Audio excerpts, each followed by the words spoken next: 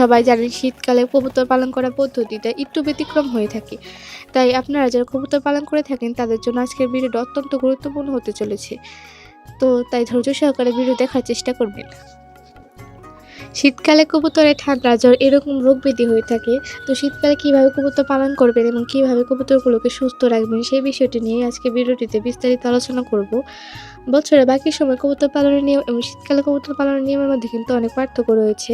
কারণ আপনি যদি এই সময় কবুতরকে অন্য সময়ের মতো স্বাভাবিক খাবার খেতে দেন অথবা স্বাভাবিক সময়ের মতো খোলামেলা অবস্থায় রাখেন, তাহলে কবুতরগুলো খুব সহজে অসুস্থ হয়ে পড়বে এবং নানা রোগ ব্যাধি হতে থাকবে।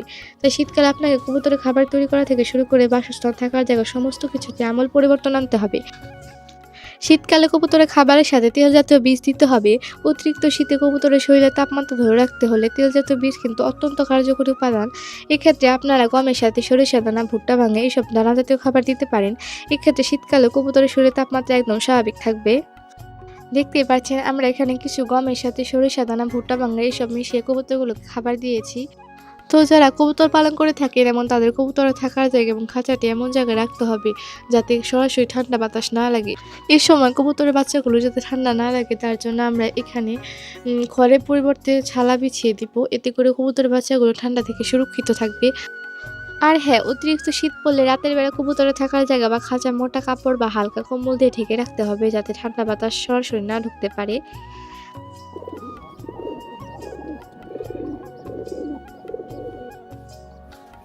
হালকা রোদের মধ্যে কবুতরগুলোকে রাখতে পারলে ভালো হয়। আপনারা যারা খাঁচায় কবুতর পালন করে থাকেন তারা অবশ্যই খাঁচাটি রোদে রাখার চেষ্টা করবেন। এমনভাবে রোদে রাখবেন যাতে এক পাশে রোদ লাগে, অন্য পাশে ছায়া থাকে। সবথেকে ভালো হয় যদি খাঁচাগুলো সকালে হালকা রোদ লাগে এমন জায়গায় রাখতে পারলে। এতে করে কবুতরের ইমিউন সিস্টেম ভালো থাকে।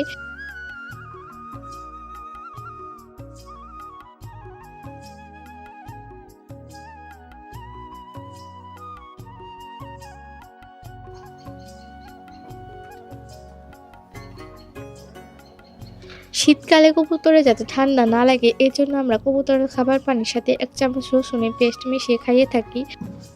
এতে কবুতরের রোগ প্রতিরোধ ক্ষমতা বাড়াতে এবং ঠান্ডার চিকিৎসায় গুরুত্বপূর্ণ ভূমিকা পালন করে থাকে। এই রসুনের পানি আপনারা সপ্তাহে 2 থেকে 3 দিন খাওয়াতে পারেন।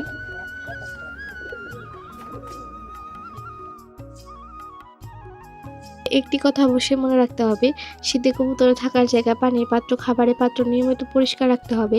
প্রতিদিন পরিষ্কার পাত্রে তাদের বিশুদ্ধ পানি ও খাবার দিতে হবে। এতে করে আপনার কবুতরগুলো ব্যাকটেরিয়া অথবা ফাঙ্গাসের আক্রমণ থেকে সুরক্ষিত, সুস্থ, সবল থাকবে। যার ফলে হঠাৎ করে ঠান্ডা লাগার প্রবণতা অনেকাংশেই কমে যাবে।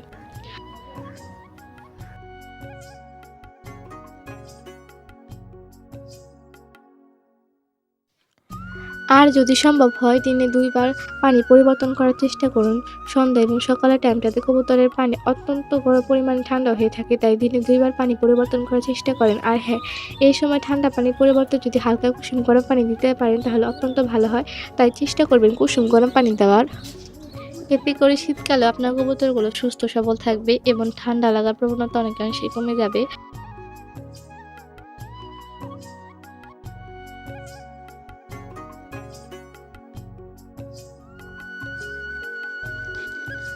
আপনারা যদি শীতকালে এইভাবে কবুতরের যত্ন নিতে পারেন, আশা করি আপনার কবুতরগুলো সুস্থ সবল থাকবে এবং রোগ ব্যাধি হওয়ার প্রবণতা অনেকাংশেই কমে যাবে। তাই আশা করি আমাদের আজকের ভিডিওটি আপনাদের কাছে অনেক ভালো লেগেছে এবং ভিডিও দেখে আপনারা উপকৃত হয়েছেন।